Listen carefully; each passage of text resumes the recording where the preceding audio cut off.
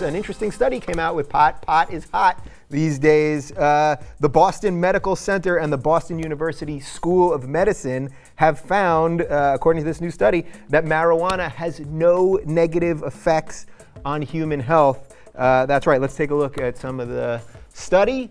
They found that no differences between daily marijuana users and those using no marijuana in their use of the emergency room, hospitalizations, medical diagnoses, or their health status. Our findings suggest that the marijuana use has little measurable effect on self-reported health or healthcare utilization in adults using drugs identified in a primary care clinic. So this is obviously linking health directly to marijuana use, and they're not seeing any discrepancies. I'm going to guess that this doesn't surprise any of the three of us. Rick, I start with you. Once again, I think they read their mail. Just like Dr. Sanjay Gupta suddenly read his mail and said, yes, dude, you want to stay on the air?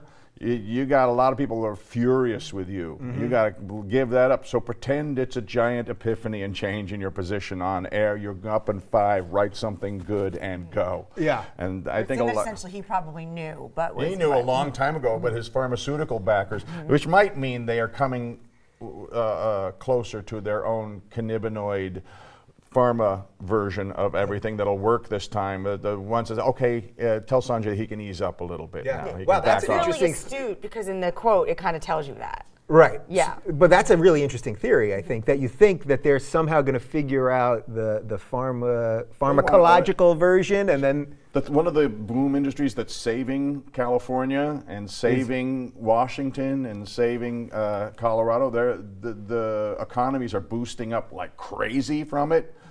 Someone who had the previous power base is going to pay a ton of attention to that and have huge, long oak desk meetings about what they're going to do to have their piece of that. Yeah. Like the way cigarette companies are figuring out now what packaging will look like. Yeah, and they're this planning just the business model. That means an inevitability. When they have the new munchie meal from Burger King, right?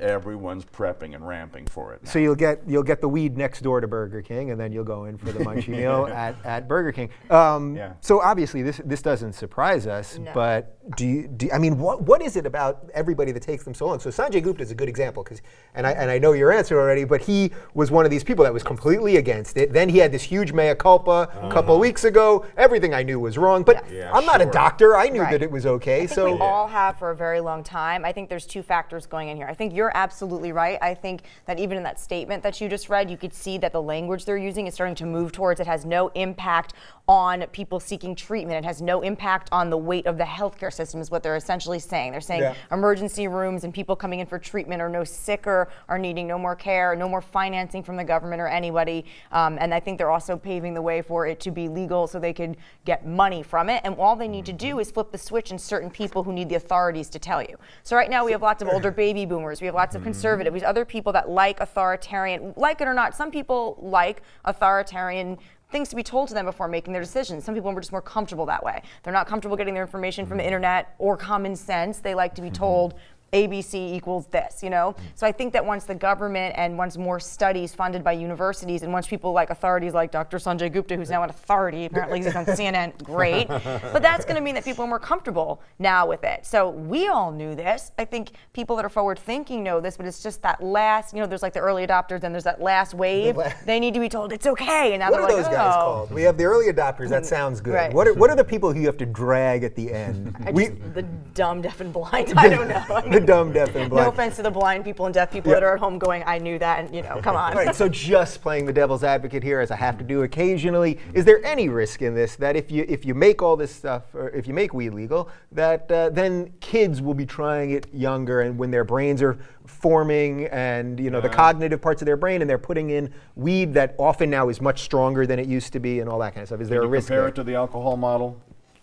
Between the 20s and now, is maybe there's a prohibition to canceling prohibition model you can look at for that, and I could check the stats on that. It's an interesting, good question. I don't know what the numbers would be for that. Yeah, but like everybody.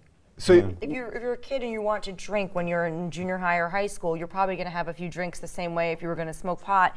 You were going to smoke pot. I think you are correct by saying it's like prohibition. I don't think saying that it's legal for medical purposes is going to entice a kid. Like, oh, for medical purposes, this is cool. It's cooler for me to smoke now. I think maybe it'll make it a little less cool that it's a kind of a medicinal thing rather than like a naughty thing or just to get messed up. Right, and the second you can get it at the Starbucks of weed, Yes. it won't be cool anymore. So final thought on this. 2016, is there a chance that one of the candidates, that a real sort of mainstream candidate, is going to get on board at least legalizing it at the state level? I could see maybe somebody doing that. Is that totally You crazy? have a states' rights candidate possibly who will defer to that, but will not come out in support of it. Okay, so somebody, probably a Republican who's big on states' rights, Right. who will get no traction Right. really. Or a Democrat could say it too, but they would just say it's not federal government's responsibility. Look, Democrats it would behoove them to do that so they could say, look, we're not trying to be big government and regulate you. Let the states decide and kind of say, look, Republicans, if that's what you like, then you just like my policy. It'll be the candidate on the ropes. Right. Pull out the pot, Floyd. Boom, throw that out there. Hey, but I may have all these scandals, but look what I brought here. I got weed for everybody. But come on. Let's you have know fun. you'll vote for me. We like that guy. We don't know who he is, but we like him. Hey guys, the Rubin Report is brought to you by Coupaw.com. They've got 75% off dog and cat chews, toys, accessories, home goods, and more. Use code RR for 20% off your next purchase. The link is right down there.